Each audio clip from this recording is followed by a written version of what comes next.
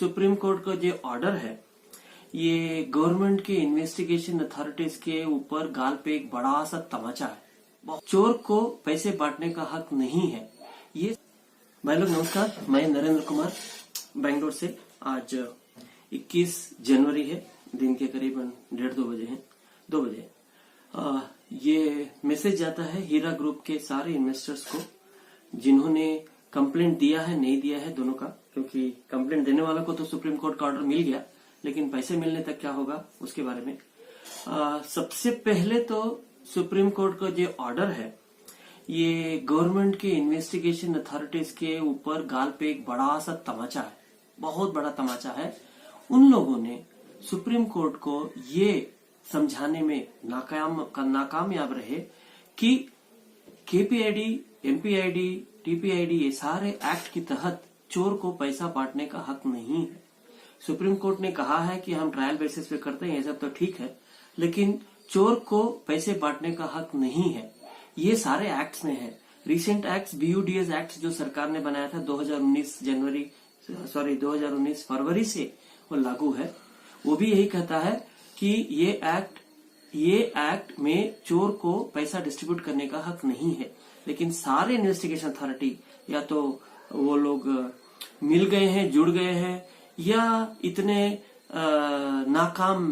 नाकारा हैं, useless, hopeless, जो भी वर्ड है, कि वो लोग कोर्ट को ये नहीं बता सके कि साहब ये जो सारा केस है, इतने सारे इन्वेस्टर्स हैं, इन सबका केस BUDS और TPID, MPID, KPID जो भी इन्वेस्टर्स प्रोटेक्शन एक्ट में आता है उसमें आना चाहिए।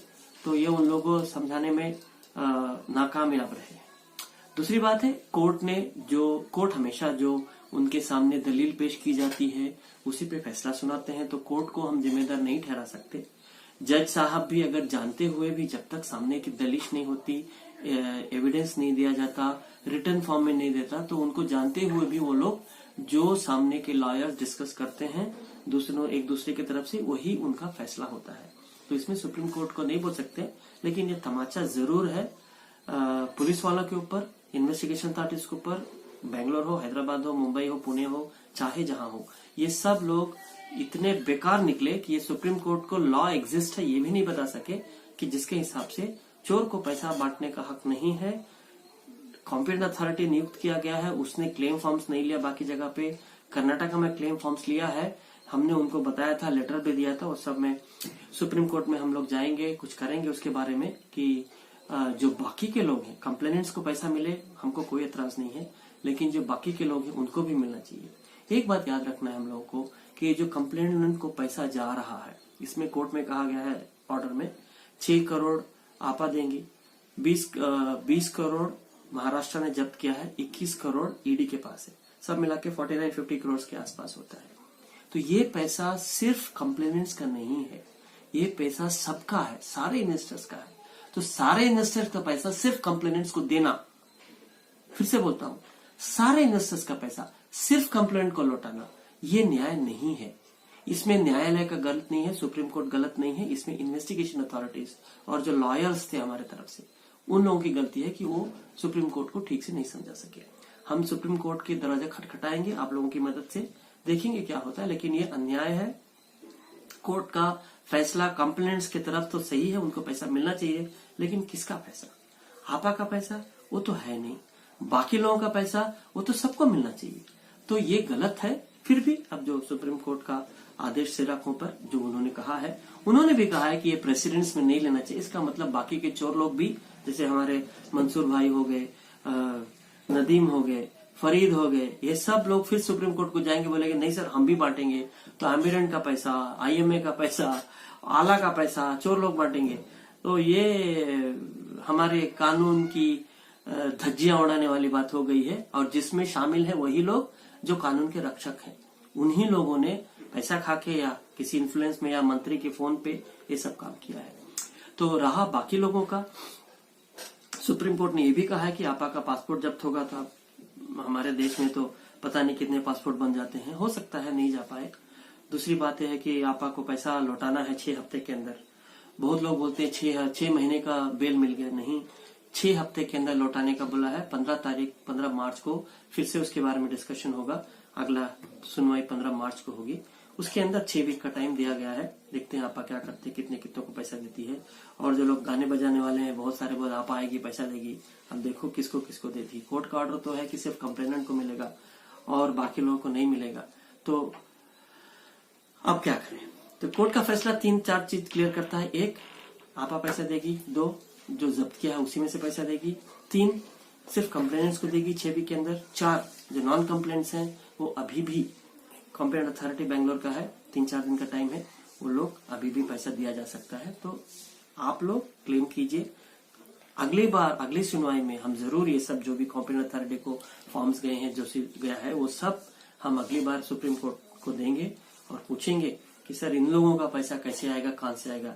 जो ये पुलिस वाले और पता नहीं कैसे कैसे नाम रखते हैं, सोफिस्टिकेटेड नाम से, SFI और इन लोगों ने बाकी के प्रॉपर्टीज जब्त क्यों नहीं की। दूसरी बात, सुप्रीम कोर्ट खुले दिल से ये कह रहा है कि हम नहीं चाहते कोई बिजनेस बंद हो। अगर आपा का बिजनेस जेन्युइन है तो वो चलाएंगी और चला करके बाकी लोगों को भी पैसा देंगी।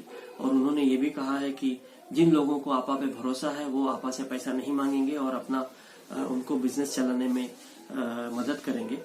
तो ठीक है, 2-3 हफ्ता है, 6 हफ्ता है, 2-3 महीना है। 2-3 महीने में तो पता ही चल जाएगा कि क्या होगा। धमा चौकड़ी होगी, झूठ की झूठ, इधर उधर की वीडियोस आएंगे जाएंगे, मुझे भी गालियां मिलेंगी। ठीक है। अन्ना हजारे कहते हैं कि अपमान सहने की शक्ति। अन्ना हजारे के ऊपर ये टोपी पहना हुआ हूँ। अंग्रेज तो चले गए, गांधी टोपी नहीं रही अब, ये अन्ना हजारे की टोपी है। भ्रष्ट काले लोगों से, काले जो गोरे काले हैं उनसे लड़ रहा हूँ। तो अन्ना हजारे जी ने कहा है कि अपमान सहने की शक्ति। तो भाई लोग, बहुत लोग मुझे पता नहीं क्या क्या बोले हैं। पहले तो ऐसा नहीं होता था बैंगलोर में। हम लोग जो हमको जानते हैं, 2 साल से हम काम कर रहे हैं आपके लिए, वो लोग जानते हैं हम कितना मेहनत करते हैं, क्या क्या करते हैं। लेकिन जो नए आए हैं और वही गाने बजाने वाले की जुन में शामिल हैं, वो जानने तक करतब दिखाएंगे। तो हमारी यही गुजारिश है कि जिन लोगों ने अभी तक फॉर्म नहीं भरा है या भेजा नहीं है वो लोग भेजें। बहुत लोग उल्टा सीधा भेजते हैं, सिग्नेचर नहीं रहता, फॉरेन में है, बहाने बनाते हैं। आपका 10-20 लाख 50 लाख जो भी आना है उसके लिए आप तो फ्लाइट से आके भी जा सकते हैं। तो ऐसा मत कीजिए कि फॉर्म नहीं, इसके बाद पता नहीं मौका मिले ना मिले। जो भी महाराष्ट्र में कंप्लेंट अथॉरिटी फॉर्म लेना शुरू नहीं कर सकता क्योंकि सुप्रीम कोर्ट ऑर्डर के खिलाफ हो जाएगा। आंध्रा में नहीं कर सकता। कर्नाटक में शुरू हुआ है, सुप्रीम कोर्ट का ऐसा कोई भी ऑर्डर नहीं आया है कि फॉर्म लेना बंद करें। तो वो लोग फॉर्म लेंगे, सैटरडे मंडे तक लेंगे, 3-4 दिन बचा है। उसके बाद क्या होगा, कितने दिन तक का फॉर्म में पैसा मिलेगा, हो सकता है कि सुप्रीम कोर्ट से को हम लोग ये बोल पाए कि जो फॉर्म 19 तारीख के पहले मिले थे उनको पैसा दे दे साथ में। बहुत सारे ऑप्शंस ओपन है। Let's see what happens. नमस्कार भाई लोग।